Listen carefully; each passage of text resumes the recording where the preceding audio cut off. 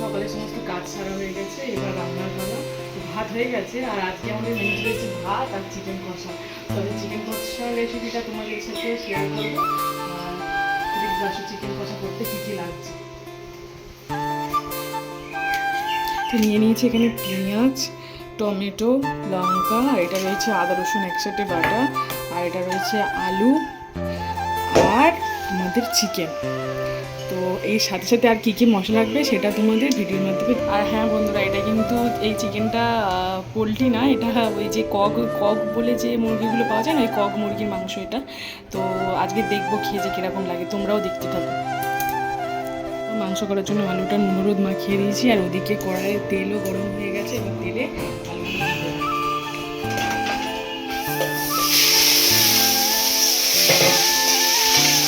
একটু বেশি করে তেল নিয়ে নিয়েছি, কেননা এই তেলে একেবারে মাংসটা করে নেবো বলে বেশি করেই তেল নিয়ে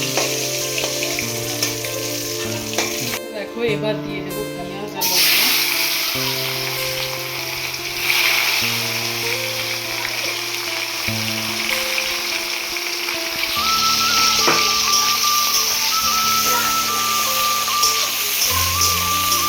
তারপরে ভেজে নিই, ভেজে নেওয়ার পরে তোমাদের দেখাবো যে কী কী মশলা দিচ্ছি, দেখতে থাকো তোমরা।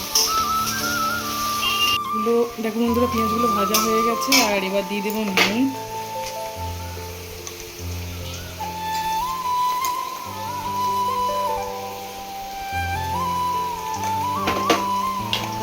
এটাকে একটু নাড়িয়ে দেবো, দিয়ে দেবো হলুদ, এবার দিচ্ছি হলুদ,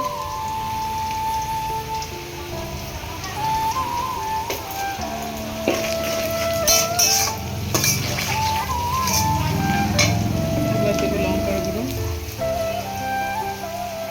তোমাদের সবার স্বাদ মতো লঙ্কা গুঁড়ো দেবে, কারণ আমাদের একটু বেশি লঙ্কা একটু ঝাল ঝাল খেতে পছন্দ করার জন্য ঝাল করে দেবো।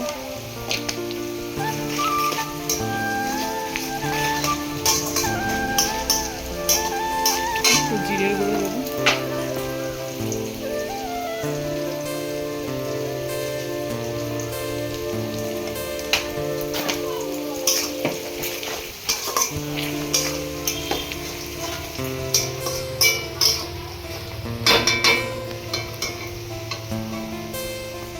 যে বলেছিলাম আদা রসুন বাটাই, আদা রসুন বাটাটা পুরোটা দিয়ে দেবো।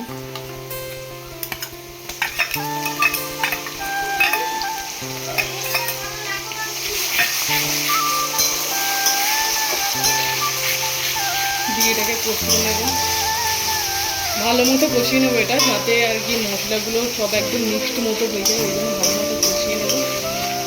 দিন এরপরে দেবো টমেটো।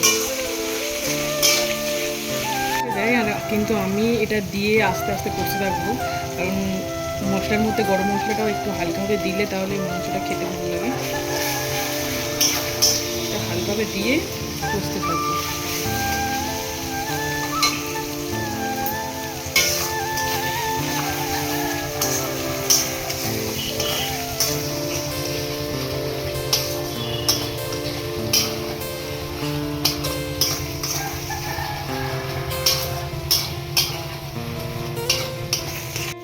এবার দেখো বন্ধুরা, এবার একটু পেঁয়াজ থেকেও তেলটা ছাড়তে শুরু করেছে এবং মশলা থেকেও তেল ছাড়তে শুরু করেছে। এবার যেই তেলটা ছাড়তে শুরু করেছে তখন দিয়ে দেবো টমেটো।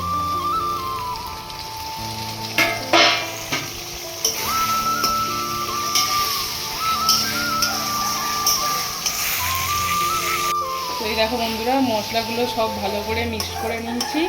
এবার দিয়ে দেবো আমাদের প্রধান ইনগ্রিডিয়েন্টস, সেটা হচ্ছে মাংস।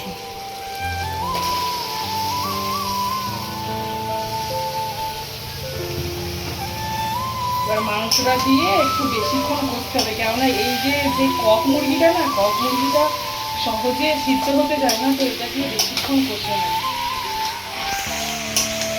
তো এরকম বন্ধুরা ঢাকা দিয়ে দিয়ে বসছিলাম, তাই জল বেরিয়েছে, যে জলটা বেরিয়েছে ওইটা দিয়ে আবার একটু কিছুক্ষণ করতে থাকবে। আর হ্যাঁ, এই মাংসটা যেহেতু খুবই টান থাকে, মানে রান্না হওয়ার পরেও অনেক সময় টান হয়ে যায়, তো সেই জন্য আর কি অনেকক্ষণ কষতে হবে, আর একটু ঢাকা দিয়ে দিয়ে কষতে হবে সিদ্ধ হওয়ার জন্য, যেহেতু সিদ্ধটা ভালো হয়, মানে ভালো হলে খুব ভালো লাগে মাংসটা খেতে। তোমরা বাড়িতে খেয়ে দেখো, অবশ্যই ভালো লাগে। আর হ্যাঁ বন্ধুরা, আমাদের চ্যানেলের ভিডিওগুলো তোমাদের কেমন লাগছে অবশ্যই কিন্তু আমাদের কমেন্টে জানাবে।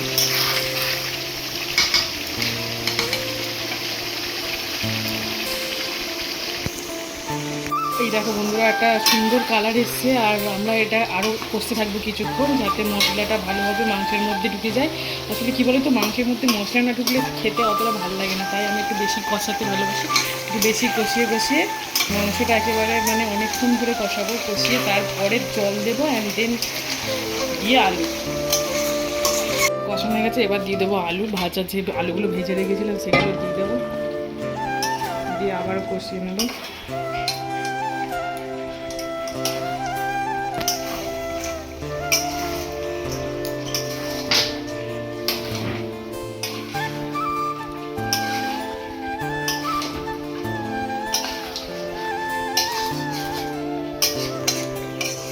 আর বন্ধুরা, ভিডিওটি ভালো লাগলে অবশ্যই লাইক, কমেন্ট, শেয়ার ও চ্যানেলটা সাবস্ক্রাইব করে নিও।